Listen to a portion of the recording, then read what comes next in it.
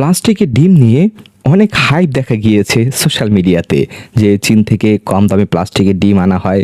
এগুলো খেয়ে আমরা আমাদের শরীরের ক্ষতি করছি না তো? তো প্লাস্টিকের যে ডিম, এটি কি আসলে এক্সিস্ট করে, নাকি এটা সম্পূর্ণ একটি মিথ, একটি বানানো গুজব বিষয়? আমি কিছু পয়েন্ট আপনাদেরকে তুলে ধরছি, আমার সামনে আপনাদের এই ভিডিওতে তুলে ধরছি। যে এই ডিমকে সিদ্ধ করার পরে ডিমের সাদা অংশ রাবারের মতো হয়ে যায়, দেখলে মনে হয় যেন এটি আসলেই প্লাস্টিক দিয়ে তৈরি করা হয়েছে। এই বিষয়গুলো আসলে কেন হয়, এই বিষয়গুলো একটু আলোচনা করছি। একটি বাস্তবিক ক্ষেত্রে একটি আসল মুরগির ডিম উৎপাদনের খরচ কিন্তু অনেক কম। যদি আপনি দেশি মুরগি পালেন বা অন্যান্য ধরনের ফার্মের মুরগির ক্ষেত্রে খাবারের খরচ আনুষঙ্গিক হিসাব করলে আমি অত ডিটেলসে যাব না, কিন্তু আমি কম্প্যারিজন করব হচ্ছে প্লাস্টিকের ডিমের সাথে।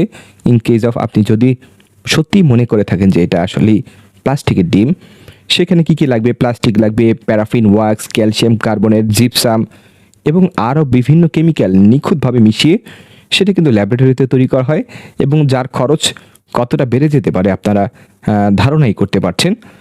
এখন ডিমের কুসুম কেন ভাঙে না, কেন না ভাঙার আসল কারণটা কি?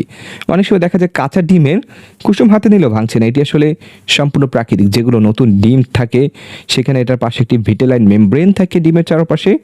ডিম একদম ফ্রেশ হলে, তাজা হলে এই পর্দাটা অত্যন্ত শক্তিশালী হয়, তখন সহজে ভাঙে না। এটা একটা বিষয়। আর সিদ্ধ ডিম অনেক সময় রাবার মতো হয়ে যায়। কেন হয়? যদি খুব কম তাপমাত্রায় ফ্রিজিং টেম্পারেচারে অনেক সময় ধরে থাকে, তবে এর ভিতরে প্রোটিনের কিন্তু পরিবর্তন আসে। আপনারা দেখবেন যে অনেক ঠান্ডা ডিম, আমি নিজেও দেখেছি, উপরের অংশ রাবারের মতো লাগে, মনে হয় যেন এটি কি আসলে ডিম নাকি অন্য কিছু। পরবর্তীতে বিষয়টি জানি না, এটা তো আসলে সমস্যা না, অনেকক্ষণ ঠান্ডা থাকবার কারণে এই সমস্যা হয়েছে।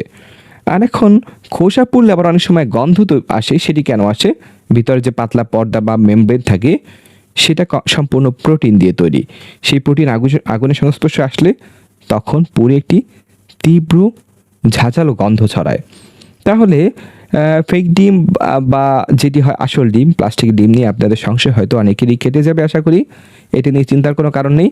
আর আপনারা অনেকেই হয়তো জানেন না, অনেকেই মনে করেন যে ডিমের মধ্যে কোনো ছিদ্র নেই। একটি ডিমে কিন্তু 7,000 থেকে 17,000 ছিদ্র থাকতে পারে। কারণ আমরা যখন পানি দিয়ে ভাপ দিই, তখন কিন্তু পানি আস্তে আস্তে ভিতরে প্রবেশ করে, ভাপে সেটি সিদ্ধ হয়। তো দর্শকবৃন্দ, আমরা খাওয়া দাওয়া করবো স্বাস্থ্যসম্মতভাবে এবং সতর্ক থাকবো, অযথা কোনো বিষয় নিয়ে ভয় পাবো না। ধন্যবাদ, ভালো থাকবেন, আল্লাহ হাফেজ।